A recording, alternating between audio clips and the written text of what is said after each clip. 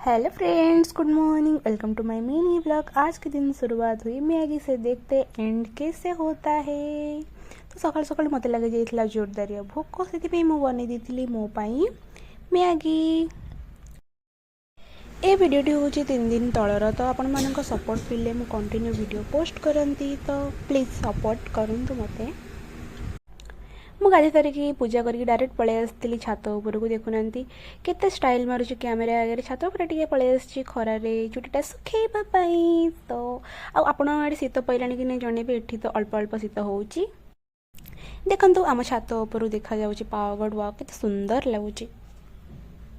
आजिर गाधुआ bell खाइबारे बनी भात सहित चिकेन आलू तरकारी को पियाज लेंबू लंका। वाह वाह वाह वाह। मु चलिली चिकेन रो मजा नेबी। खाईते आप देखा। आज की ब्लॉग एंड होता है मंचूरियन से। Bye bye. देखा नेक्स्ट वीडियो रे।